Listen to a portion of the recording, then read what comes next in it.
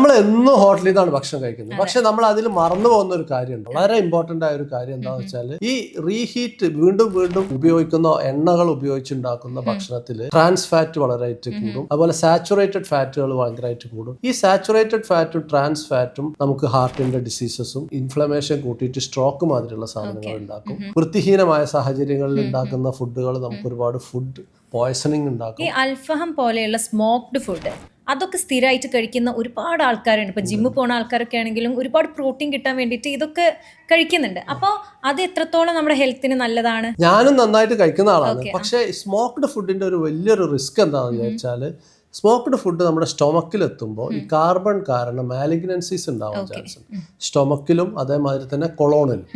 നമുക്കറിയാം ഈ ജപ്പാനിൽ ഈ സ്മോക്ഡ് സാൽമൺ കഴിക്കുന്നവർക്കാണ് ലോകത്തിലെ ഏറ്റവും കൂടുതൽ സ്റ്റൊമക് ക്യാൻസർ ഉള്ളത്. അതുകൊണ്ട് തന്നെ സ്മോക്ഡ് ഫുഡ് നമ്മൾ വളരെ കുറച്ചേ കഴിക്കാൻ പാടുള്ളൂ. അതുപോലെ നമ്മൾ ഹോട്ടലുകൾ സെലക്ട് ചെയ്യുമ്പോൾ ഓയിലുകൾ റീഹീറ്റ് ചെയ്യാത്ത വീണ്ടും വീണ്ടും ഉപയോഗിക്കാത്ത, അതുപോലെ തന്നെ ഈ പാം ഓയിൽ പിന്നെ അതുപോലെയുള്ള ഓയിലുകൾ ഉപയോഗിക്കാത്ത ഹോട്ടലുകൾ നമ്മൾ സെലക്ട് ചെയ്യാൻ ശ്രമിക്കുക. പിന്നെ വൃത്തിഹീനമായ സാഹചര്യത്തിൽ അല്ലാത്ത ഹോട്ടലുകൾ സൂക്ഷിക്കുക. അതാണ് നമുക്ക് ഹോട്ടലിൽ നിന്ന് കഴിക്കുകയാണെങ്കിൽ ചെയ്യാവുന്നത്.